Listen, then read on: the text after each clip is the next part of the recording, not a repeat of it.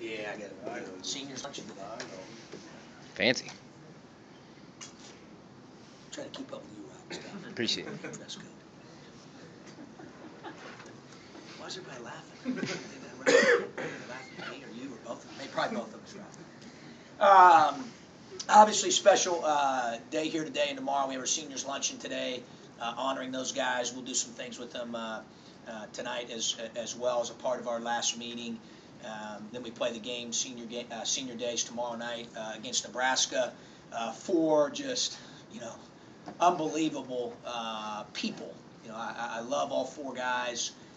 Each of them has had a different journey, a different path, and that's what makes it kind of cool to be in coaching. The one thing I will say that's similar about all four is that all four of them, Lord willing, are getting ready to receive their degrees. Here in the spring, we'll go 4 for 4 with all four guys, and we're really proud of that. I know those guys are as well. They put in a lot of time and effort, and you're really talking about four guys academically that do what they're supposed to do, and our coach's dream when it comes to the academic front. So I'm very, very proud of those guys. They've Nnanna, obviously has been with us the entire time. What a great representative and ambassador for the school, for the community, the way he treats people, the way he leads, who he is as a student, how hard he plays, how much he loves the University of Illinois. It could go on and on and on. We're going to miss his leadership, his ability to communicate. He's one of the most selfless individuals that I've ever coached as an assistant or head coach. And man, has it been a privilege, to coach him. Ray has had a phenomenal journey. Grew up as a young man, young kid, wanting to play at the U of I, and it means a lot to him to put on that jersey. And I think with everything he's been through, personally, academically, physically, medically, athletically, he'll tell you, I think it's made him even appreciate more as he's sitting there right now saying, wow, what a privilege it is, for him to have the opportunity to play at Illinois. He went to games when he was a kid and saw some of our great teams play, and it means a great deal to him and his family. That's pretty cool. Really the same with Ryan Schmidt. I asked Ryan when he started watching Illinois basketball, and he was, basically in diapers. His mom and dad have been fans, diehard for a long time, and I think his tweet certainly, his 14 seconds of fame when he got out there for the Michigan game and what that meant to him, I think that speaks volumes of how he feels about this place, how he feels about Illinois. And then Ahmad, obviously sacrificed a great deal, sat out one to play for his state school, and to be closer to home, to have the opportunity to play. Ahmad is a terrific person, a great teammate, and has been willing to adjust to how we do things with open arms.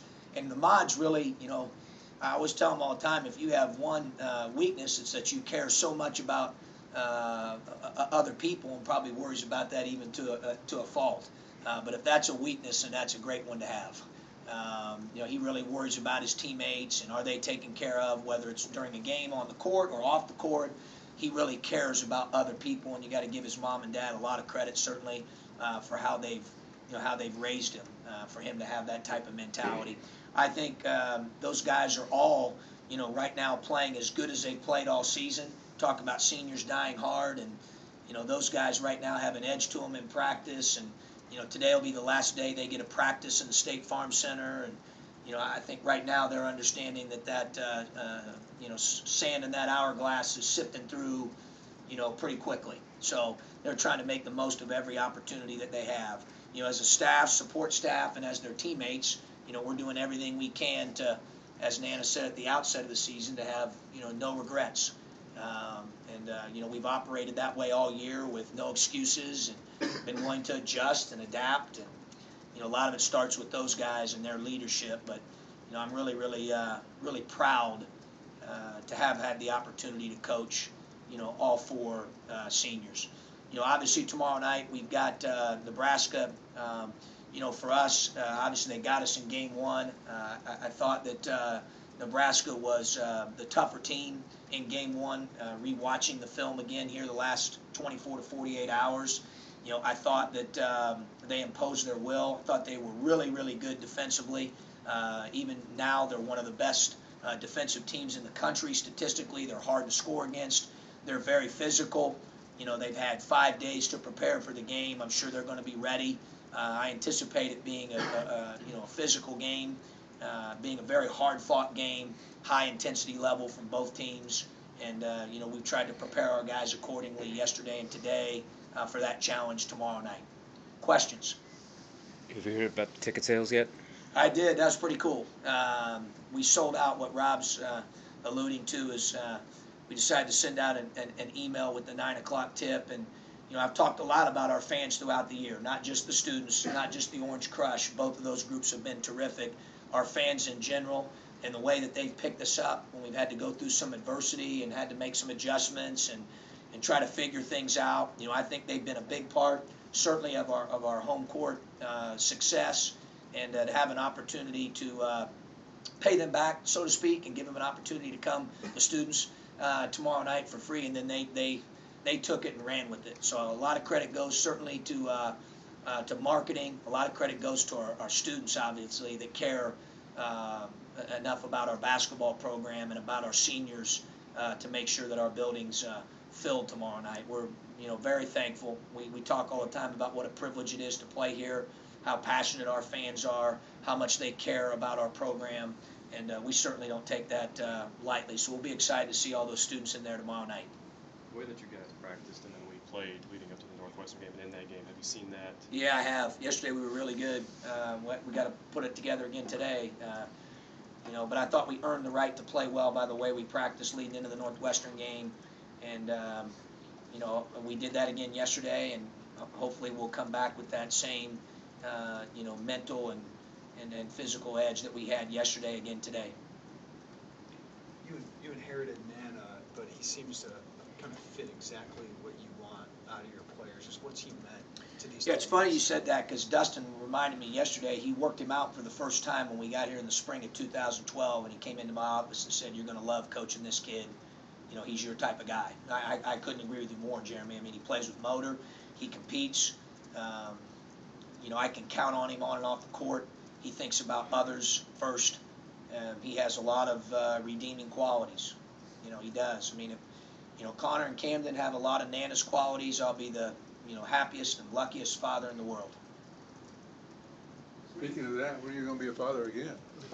Could be any time. That's why DB has a cell phone back there. I like you guys, but if that thing buzzes with her name on there, I'm out of here. So, but could be soon. She's dilated right now. We're very excited, and hopefully, we just hope and pray for health for her and the baby. Where do you think Nnanna will be 5 years from now, Tom? I don't know, Tup. I think he can play the game for a long time because he's got great size and length, and his ability to move for someone his size is extraordinary. The game, as we all know, has changed over the years, and it's become a lot of pick and roll. And you put him in a pick and roll defensively, he can execute about any coverage that's known to mankind, and that's very rare for a guy his size. And then offensively, he's good in those situations because he has an ability to make pick and pop jumpers. He's also a guy that, regardless of role or circumstance, is going to be the same every day, and that's a huge deal when you're putting together a team. So, I think he can play for a long time. The one thing I know about him is whatever he does, he's going to take great pride in it, and he's going to be successful. It's just the way he's wired. Coach, any emotion about State Farm Center being completely different the next time you walk in there? It's kind of weird that... Yeah, it's interesting. It hit me yesterday when we walked in there, Jim, for practice, knowing that we would practice yesterday, practice today, play Wednesday night, and then it would be shut down again for a while.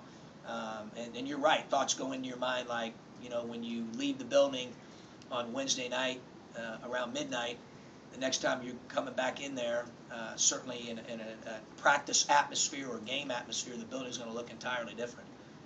That's pretty cool. I mean, that's pretty exciting for us because I think that's something that's been much needed, and it's great growth and improvement and continues to push that needle forward in the direction that we want our program to go in all aspects, and obviously this one happens to be facilities.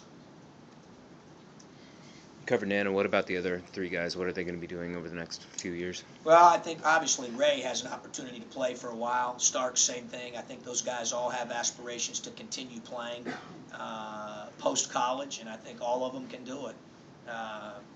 You know, Schmidt, you know, he and I have talked. I always tease him. He's a business finance major. He's a phenomenal student, and I always tease him. I say, you know, one of these days I'm going to be working for you.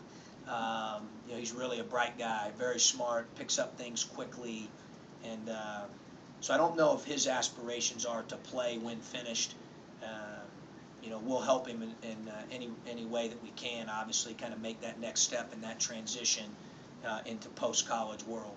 He's expressed any interest in coaching, or does he want to get to accounting? No, I think he wants to do he's got the degree in business finance, and that's what he wants to do. You know, he'll be crunching numbers. So I'll have him maybe outsource him as a DB. We'll use him as our analytics guy.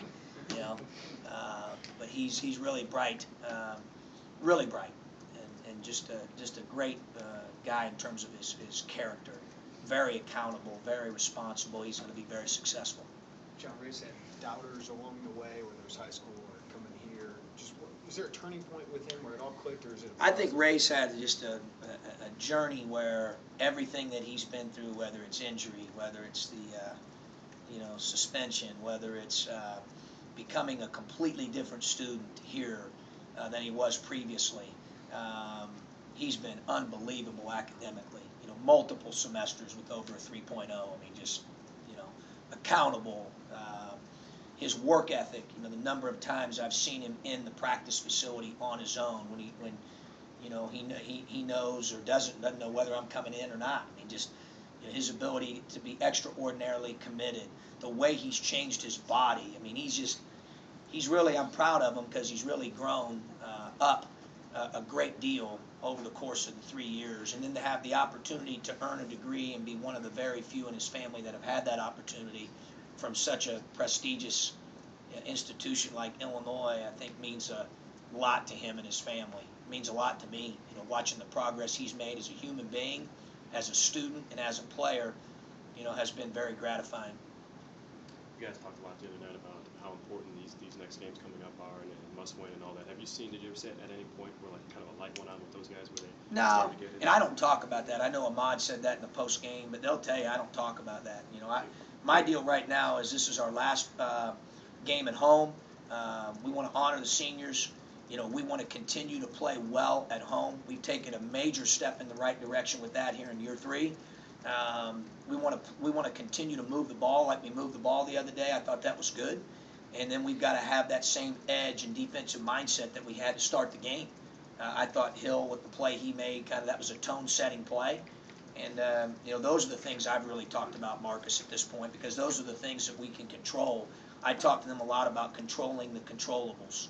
And, you know, so, but at the same time, you know, someone asked me, you know, is it hard to, you know, dodge, you know, whatever position you're in right now? I think, you know, guys watch games at night. They're watching the ticker. They're on social media to some extent. And so, you know, they know. I mean, they're smart guys. But hopefully they've learned that the best way to control the product or the end result is to try to control the process. You know, and that's what we're focused on right now.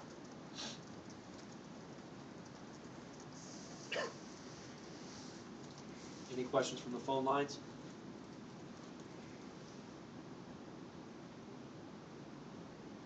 Anything else? Purdue doing anything different, John, than when you played them first time around? Who's that? Purdue. Excuse me, Brad. Nebraska. Jumping ahead on me, Tubb. Tubbs jumping ahead games. Sure you Jinxing free throws. I mean, geez. You know, I would say the biggest difference, if you look at their roster, Tubb, would be that they've had a lot of roster change from game to game in terms of who's started, rotations that they've played. In terms of their scheme defensively, I think they're terrific defensively. You know, one of the country's best, one of our league's best with their man defense. You know, offensively, obviously, Petaway, Shields, terrific offensive players. You know, Pittsburgh is a little bit of an X factor because you don't see very many 5s that shoot and make 3s. You know, last year he shot him at 41%. We know what he's capable of. You know, we're not, you know, regardless of what a stat sheet says, we know what he's capable of. You know, they've had other guys. I think the freshman kid Schmidt at the point has started for him now.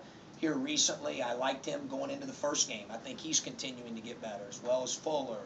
Smith gives him physicality. Rivers had 8 points and 7 rebounds in game 1. Gives him a lot of energy. You know, they've got a, you know, Abraham gives them physicality. Their 5th-year transfer from Georgetown. So, you know, they've got a lot of guys, I think, chipping in. They've got a big 11-man,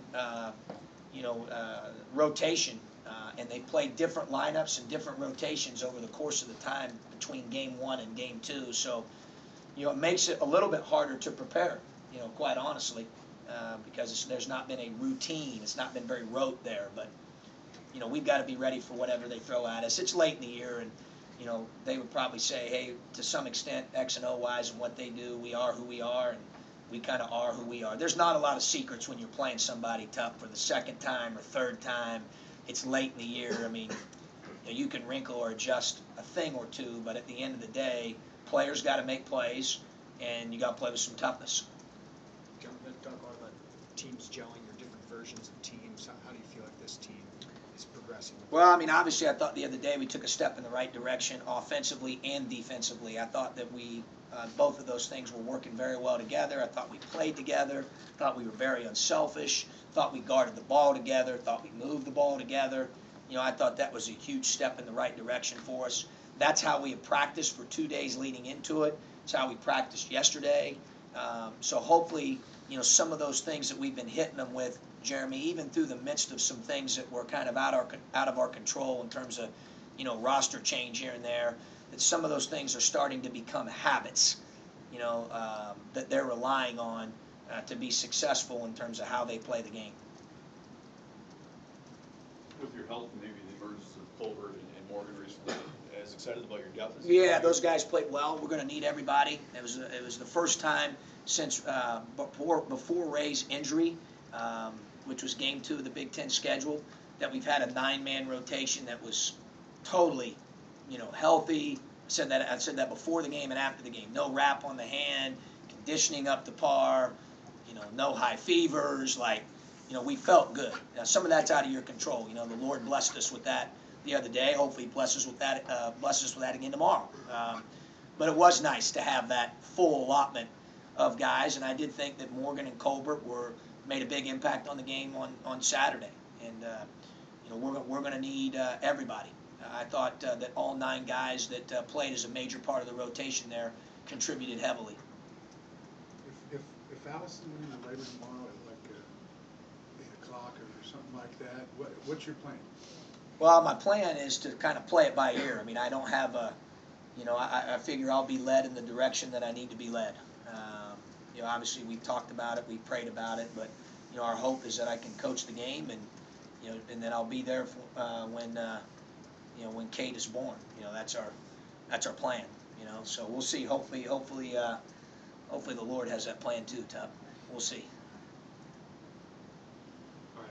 We'll let him go Thanks, get his guys. senior luncheon.